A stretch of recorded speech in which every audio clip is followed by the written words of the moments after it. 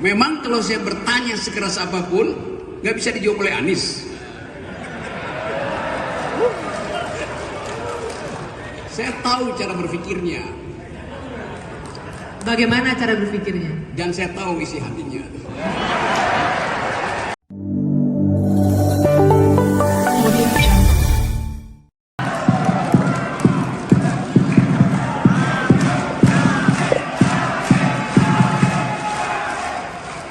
Oke. Ya.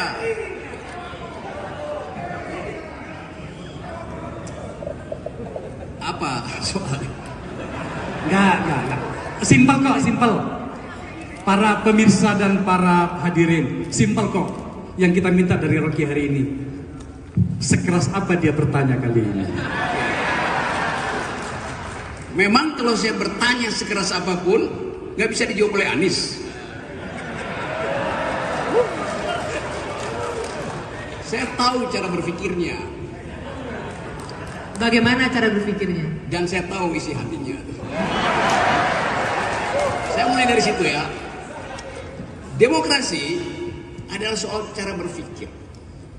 Ada definisi standar demokrasi adalah pemerintahan dari, oleh, dan untuk rakyat. Nah, itu omong kosong. Demokrasi adalah the government of reason through the government by the people. Pemerintahan akal melalui pemerintahan orang. Demokrasi adalah doing habits of the heart. Datang dari kebiasaan. Saya pakai bahasa Inggris karena dia paham bahasa Inggris.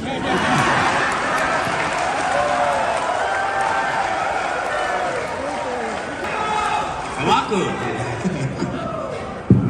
Oke, saya lanjut. Ya, Anda saya tahu orang Makassar. Saya orang Manado.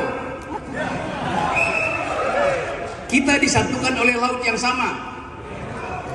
Dan kita makan ikan yang sama. Dan ikan itu memang harus dimakan, bukan dihafal nama-namanya.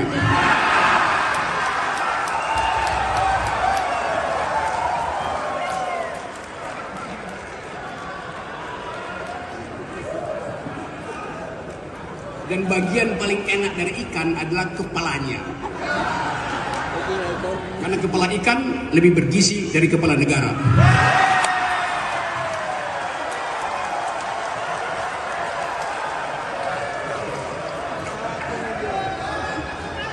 Oke.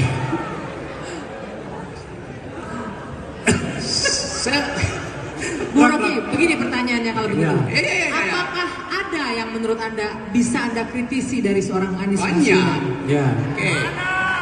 Misalnya. Satu-satu ya. Tadi saya suka caption yang ditunjukkan di situ bahwa di ujung sana tantangan dari demokrasi adalah undang-undang ITE. Anda bayangkan kenapa saya mesti ulas itu, karena saya akan kena undang-undang itu. Jadi pertanyaan saya, apakah Anies akan membatalkan undang-undang itu demi saya, yang sahabatnya, atau demi demokrasi? Itu pertanyaannya. Bukan sekedar saya, Anda di sini bisa kena undang-undang yang sama. Saya kasih ilustrasi ya. Saya biasa naik gunung. Satu waktu saya naik gunung gede. Petani di situ dipimpin oleh seorang lurah lulusan SD. Dia bilang begini, Pak Rocky, kemarin ada orang pasang patok di kebun saya, bunyinya ini proyek strategis presiden. Maka mulai diinsinuasikan kalian mesti pindah dari situ. Padahal itu mata pencarian mereka. Nanam singkong, nanam kol, nanam wortel. Jadi begitu disebut undang-undang ITE, panik rakyat itu. Disebut industri strategis presiden. Lalu dia bertanya ke saya, Pak Rocky, kalau saya foto orang yang lagi nanam patok itu, saya kena undang-undang ITE apa enggak? Anda bayangkan. Republic of Fear. Ini republik penuh kecemasan. Undang-undang ITE bisa menghantui petani di Cimacan, di Cibodas. Itu pentingnya. kita bicara soal itu. Jadi demokrasi itu adalah jaminan primer tentang kebebasan untuk berpikir. Itu aja. Kebebasan berpikir menghasilkan kebebasan berpendapat. Nggak mungkin ada pikiran tidak diucapkan dengan pendapat. Nah, poin saya adalah kita sekarang dibikin dungu karena nggak mampu mengucapkan pendapat, karena akan dihadang dengan, kalau Rocky Gerung berpendapat mesti sopan dan santun. Saya akan sopan dan santun pada ulama, saya sopan dan santun pada orang tua. Saya nggak mungkin sopan dan santun pada pejabat.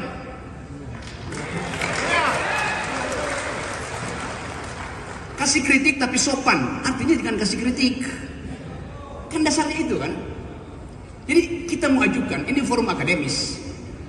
Pikiran hanya disebut pikiran kalau ada pikiran yang menentang. Kalau Anda berpikir nggak ada yang mengganggu Anda, itu artinya Anda lagi berdoa. Itu bedanya berpikir dan berdoa. Jadi saya ingin Anies menjawab itu. Apa alasan utama kita harus menghasilkan pikiran? Kita harus mengucapkan pendapat. Kita harus bertengkar dengan pendapat. Kan kita bertengkar dengan pendapat. Kenapa bertengkar dengan pendapat? Kena pidana. Itu nggak masuk akal. Saya tidak melukai satu inci kulit seseorang kalau saya ucapkan pendapat. Karena mesti pidana. Ajaib negeri ini. Mengucapkan pendapat adalah pidana.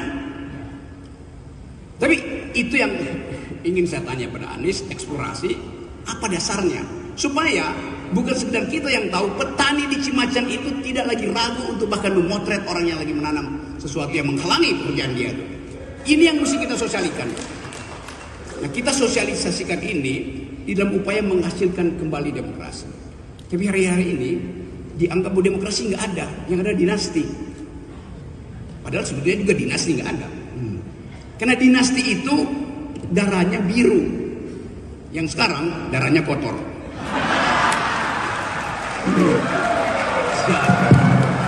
Segitu aja.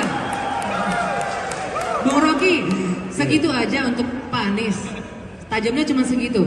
Jaminan bahwa undang-undang ITE tidak akan lagi mengkhawatirkan. Gini ya.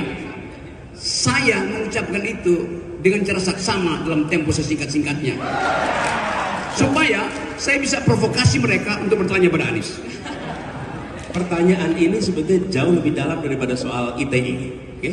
Kalau tadi tangkap apa yang Bung Rocky tadi sampaikan, dia tidak bertanya tentang ITE itu Anda akan hapus apa tidak. Bukan. Kalau itu gampang jawabnya. Ya, itu akan direvisi. Ya, itu akan dikoreksi. Itu sudah dikatakan berkali-kali. Tapi Bung Rocky tidak tanya itu. Dia tanya mengapa, maka dia melakukannya atas nama rakyat, ya? Atas mandat yang diterima. Rakyat memberikan mandat itu pada negara, lalu negara melakukan langkah. Pada saat negara melakukan langkah itu, maka negara punya sebuah pandangan ini. Bila ruang untuk kebebasan berpikir itu dibuka, maka langkah ini akan memancing pendapat. Pendapat kategorinya pro dan kategorinya kontra. Yang kontra kita sebut sebagai kritik. Apa yang terjadi ketika kritik itu dibuka ruangnya? Maka saya misalnya sebagai penyelenggara negara, ketika mendapatkan kritik, saya harus menyiapkan argumen tambahan atas apa yang saya kerjakan. Saya harus mereview semua alasan kenapa yang dikerjakan. Dan ketika kemudian kritik itu makin tajam, apa yang dikerjakan harus memiliki dasar yang lebih kuat lagi.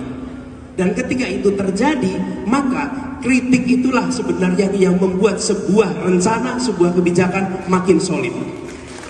Kalau ruang itu tidak ada, ruang itu tidak dibuka, apa yang terjadi? Dia akan melenggang tanpa kritik, dan dia nanti muncul sebagai masalah yang baru dirasakan rakyat sesudah dieksekusi. Pada saat dieksekusi, semua masalah-masalah yang harusnya muncul sebagai kritik di awal nggak muncul, munculnya nanti di problem kemudian.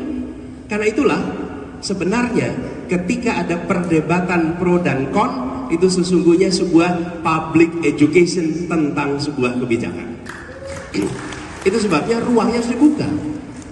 Tapi kalau ruang itu tertutup, kebijakan melenggang begitu saja tanpa ada proses penajaman, penguatan. Dan saya perlu garis bawahi ketika bicara tentang begini, tentang kritik. Sebuah kritik itu substansinya, mau caranya seperti apa, itu urusan pengkritik, bukan urusan pendengar. Urusan pengkritik, mau dengan cara yang santun, mau tidak santun, itu urusan pengkritik. Tapi bagi yang dikritik, substansinya harus dijawab, harus dijelaskan, dan harus diberikan ruang itu untuk terbuka. Siapa yang paling dirugikan ketika ruang kebebasan itu hilang? Yang paling dirugikan adalah seluruh rakyat dan justru penyelenggara negara, bukan pengkritik. Yang paling dirugikan bukan pengkritik, yang paling dirugikan adalah rakyat yang seharusnya tercerdaskan dan negara yang seharusnya bisa membuat langkah yang lebih baik. Jadi, menurut saya dasar dari ini adalah membuat kualitas demokrasi kita lebih baik justru dengan memberikan ruang kebebasan berekspresi yang lebih luas lagi. Kira-kira begitu. Ya. Bentar Rob. Jujur saya yakin peserta di sini, para peserta itu akan setuju dengan saya bahwa hari ini kelihatannya Rocky kehilangan sesuatu. Ya, Mas Anies, tadi itu pada episode pertama, sesi pertama, ini maksudnya manas-manas sih. Ya, jadi vokasi nanti. Jadi yang pertama tadi itu semua angka-angka dari pembicara pertama itu dihajar sama Rocky. Sekarang dia bicara tentang ATA. Ya memang agak susah sih karena dia sudah tersangka sekarang kayaknya. Nah, oke. Rob, aku pengen sesuatu yang lebih khas darimu, bro. Yang apa? Lebih khas darimu, seperti yang Rocky kita kenal. Lebih khas itu. Ya. Oke. Oke. Saya akan bicara yang lebih khas. Ada lawyer nggak buat dampingi aku besok? Oh, dia diseret. Oke. Kita mulai dengan hal fundamental tentang arah bangsa ini. Tadi Anies mulai dengan satu prinsip dalam pembagian kategoris tadi. Yang sana ekstraktif, yang ini distributif. Hal yang kita tunggu untuk diterangkan secara jelas, karena kita mau dapat arah tentang Indonesia. Indonesia mengambil sikap kritis terhadap kapitalisme, karena itu adalah perjanjian masyarakat, perjanjian social kontrak. Ketika kita bangun negara ini bukan negara liberal, negara ini bukan negara libertarian, negara ini negara yang basisnya adalah keadilan sosial, bahkan bagi seluruh rakyat Indonesia. Pemerintah mengajukan semua proposal, entah itu dalam bentuk utang luar negeri, investasi asing, entah itu dalam bentuk APBN, dengan mengabaikan prinsip keadilan sosial. Itu yang menerangkan mengapa semua rasio tentang ekonomi memburuk. Itu dasarnya kan. Market ekonomi, ya boleh aja market ekonomi. Karena untuk mengefisienkan pengambilan kebijakan, supply demand dikontrol dengan prinsip market ekonomi. Tapi di era Pak Jokowi, bahkan bukan cuma market ekonomi yang dipraktekkan, tapi market society. Kita ini dianggap sebagai konsumen aja, bukan sebagai citizen. Anda lihat Rempang itu, Jokowi tanya lewat Bahlil, orang Rempang, Anda butuh apa? Pemukiman, rumah, kita kasih.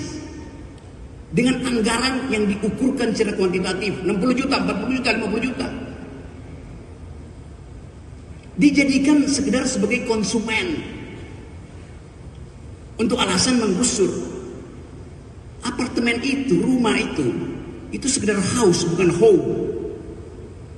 Kita perlu home sweet home untuk kebahagiaan, bukan untuk ukuran-ukuran material. Jadi bayangkan Presiden Jokowi tidak paham bahwa dia diminta untuk menghasilkan kebahagiaan dan kemakmuran,